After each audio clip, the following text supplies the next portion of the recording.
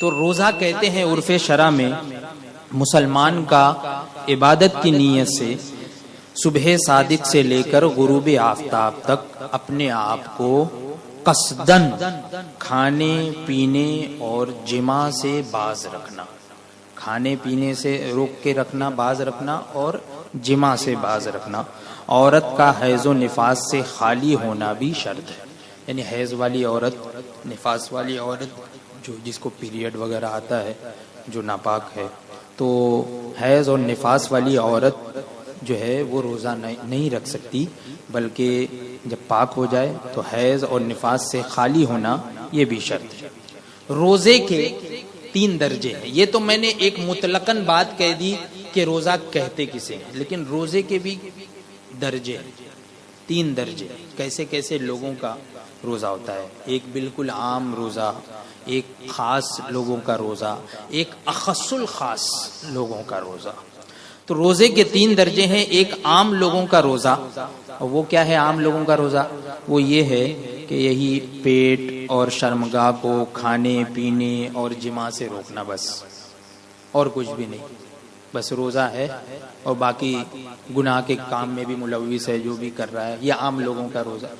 اور دوسرا خواص کا روزہ کہ کھانے پینے اور جماع وغیرہ سے باز رکھنا، اس کے علاوہ کان، آنکھ، زبان، ہاتھ، پاؤں اور تمام اعضاء کو گناہ سے باز رکھنا، ہر چیز کو، نظروں کو بھی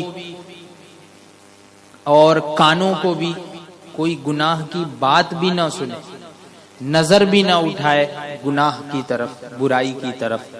تو کان، آنکھ، زبان پر بھی گالی گلوچ نہ لائے، جیسے آج کل عام طور پہ جو ہے وہ روزے سے کوئی ہوتا ہے تو اور زیادہ گالی گلوچ کرنے لگتا ہے، تھوڑی تھوڑی سی بات پہ اس کو غصہ آتا ہے، بولے اس کو روزہ لگ گیا، روزہ لگ گیا۔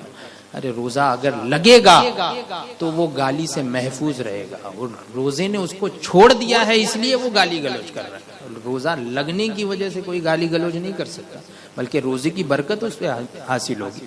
تو زبان کو بھی وہ برائیوں سے روکے، اور ہاتھ، پاؤں، تمام اعضاء کو گناہوں سے باز رکھنا، یہ ہے خاص لوگوں کا روزہ۔ اور ایک ہے خاص الخاص، یعنی خاص کے بھی خاص، خاص الخاص۔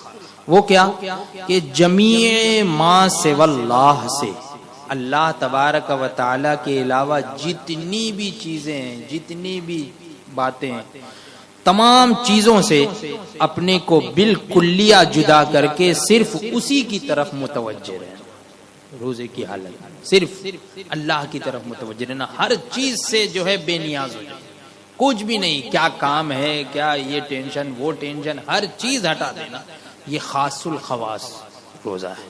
تو کم سے کم جو دوسرا درجہ ہے اس درجے کا تو روزہ ہر ایک کو رکھنا چاہیے، کوشش کرنی چاہیے۔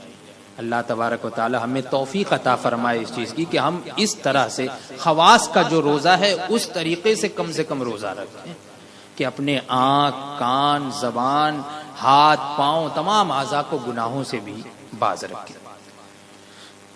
روزے کی 5 قسمیں ہیں، اس کی زیادہ تفصیل میں نہیں کروں گا کیونکہ اس میں 5 قسمیں ہیں۔ ایک تو ہے فرض، جیسے کہ رمضان کا روزہ، یہ فرض۔